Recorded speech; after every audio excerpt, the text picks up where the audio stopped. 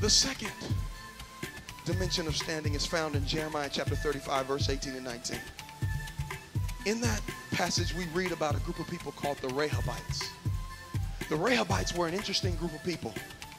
They obeyed God with all their heart. They would not turn to the right or to the left. They were excellent in the way that they lived. Somebody shout excellent.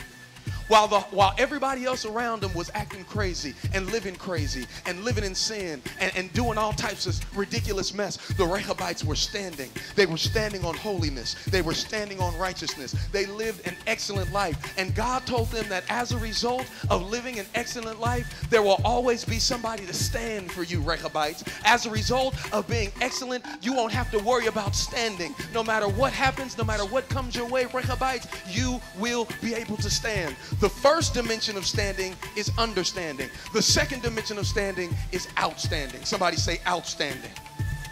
Outstanding is the ability to be excellent. Outstanding is the ability to be above average. Outstanding is the ability to be ahead of the fold. Show of hands. How many of you guys in here want to be average? Nobody. How many of you guys in here want to be mediocre? Just kind of okay. Nobody. How many of you guys in here want to be great? How many of you guys in here want to be above average? Well, guess what? If you want to be that way, you got to start acting that way. If you want to be that way, you got to start living that way. Let me give you an example. I believe that every young person in here has the ability to bring home straight A's. Some of you guys know that the grades that you're bringing home are beneath you.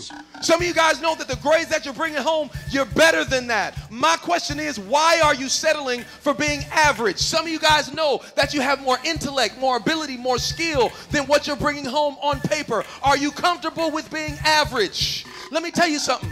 The average people aren't the ones that end up becoming millionaires.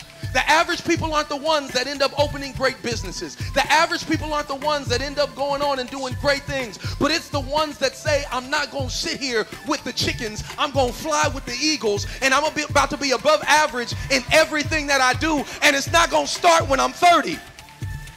I'm not going to wait to be above average when I'm 35, but I'm going to get above average right now at 13 while I'm bringing home these C's. When I know I can bring home A's, I'm going to turn it around in my classroom so I can turn it around in my life. Touch your neighbor and tell him you're not average.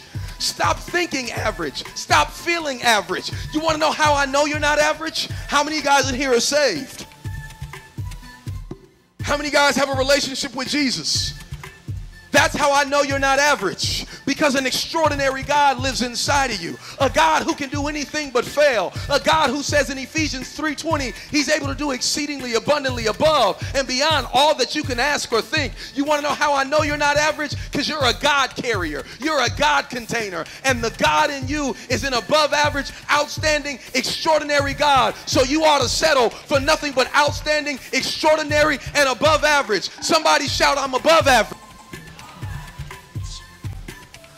When you know that you're above average, you don't let nobody talk to you any old kind of way. When you know that you're above average, you don't answer to just anything. It's funny because in Atlanta, you know, they got this thing that they say.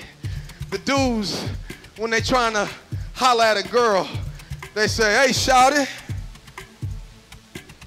Walking in the mall, all out here from dudes trying to talk to girls is, shawty, come in, shawty, come in. And the funny thing is, girls be responding to that mess.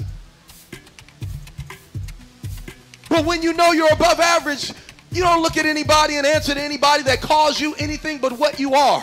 If you want to talk to me, then call me a queen. If you want to talk to me, then call me a princess. If you want to talk to me, then call me beautiful. If you want to talk to me, then call me precious. If you want to talk to me, then call me priceless. I ain't nobody shawty.